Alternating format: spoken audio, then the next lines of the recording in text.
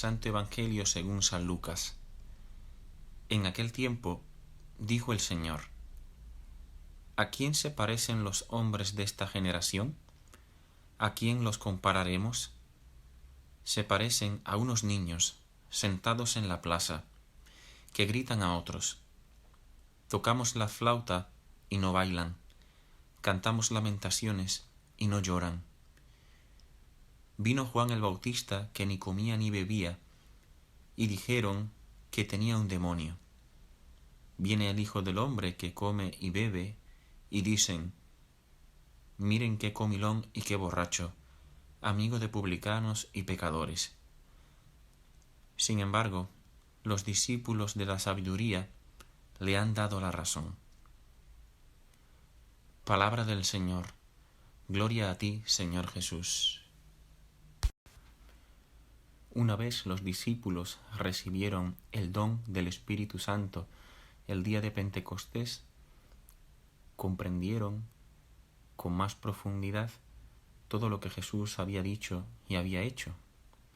Poco a poco y paulatinamente el Espíritu Santo fue iluminando sus mentes, fortaleciendo sus corazones, preparándolos incluso a morir por aquella revelación que habían recibido gratuitamente y que ellos, con amor y con un corazón muy abierto, recibieron y abrazaron. Es el Espíritu el que nos va capacitando para acoger la revelación y vivirla maduramente, es decir, sin dejar alguna parte o absolutizando alguno de los aspectos de nuestra fe. En el Evangelio de hoy, Jesús compara a los fariseos de la época con niños que no saben ni lo que quieren, sino que más bien hallan todo tipo de pretextos para no seguir ni la predicación de Juan, ni su vivencia austera, penitencial, y pues tampoco hacer caso a la misericordia, al amor, a la cercanía que Jesús enseñaba con su vida, con su entrega a los pobres, con su búsqueda de los más necesitados.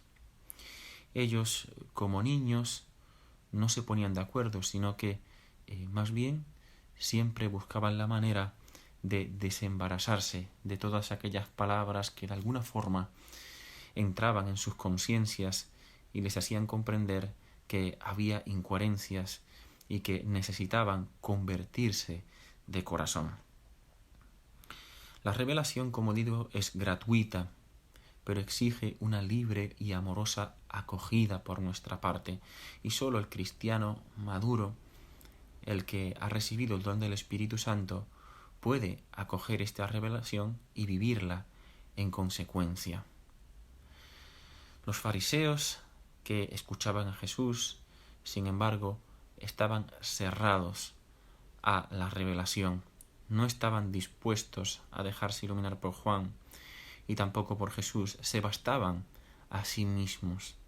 Nadie podía enseñarles porque estaban cerrados a la acción del Espíritu. Jesús les habla bastante fuerte. Jesús de alguna manera les interpela y les corrige con mucho amor, pero con fortaleza.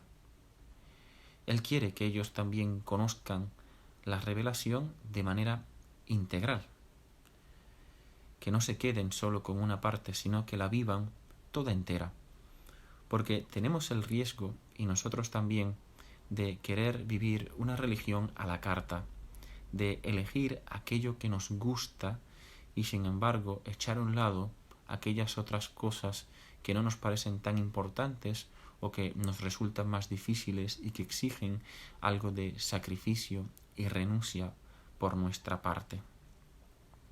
El pecado, queridos hermanos, nos ha dejado algo desequilibrados, tendiendo a los polos, y de alguna manera nos posicionamos en un lado u otro y tendemos a juzgar a aquel que es distinto a nosotros.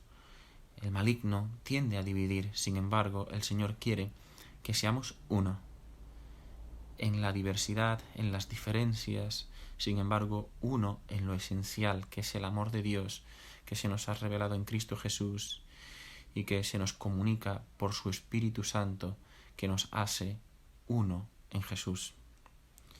El Padre quiere que seamos uno, no solo entre nosotros, sino también interiormente, y eso es obra del Espíritu que nos hace ser cristianos maduros.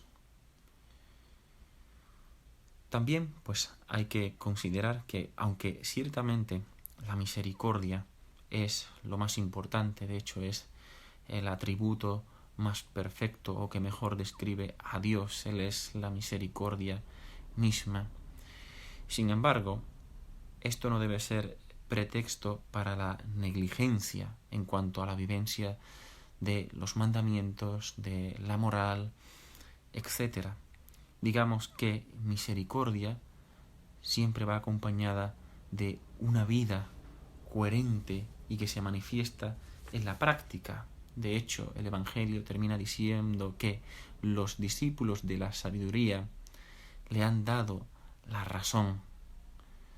Los discípulos de la sabiduría son aquellos que viven sabiamente y por tanto su vida de alguna manera expresa aquello que creen, la coherencia de vida tan importante. Recordar que aunque Jesús ciertamente recordó a los fariseos que lo más importante es la misericordia, porque misericordia quiero y no sacrificios, también dijo a aquellos mismos fariseos que por el momento, mientras el novio estuviese con los discípulos, ellos no ayunarían, pero llegaría el momento en que el novio ya no estuviese y entonces sus amigos ayunarán.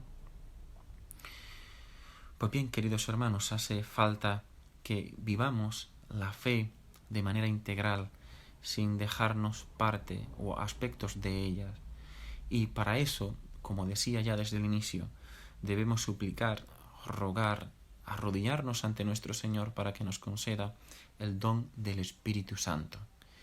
Él es el único que hace posible que nosotros no nos esquivemos o que reduzcamos nuestra fe a lo que nos parece bien o más adecuado a la época, sino que más bien es el Espíritu el que nos ilumina para poder comprender todo lo que el Señor dijo en conjunto, sin descuidar, desde luego, los mandamientos, los aspectos más externos, pero sobre todo, pues poniendo el acento en la misericordia, en el corazón bueno, a semejanza de Jesús, el buen pastor, el que tiene el corazón manso y humilde.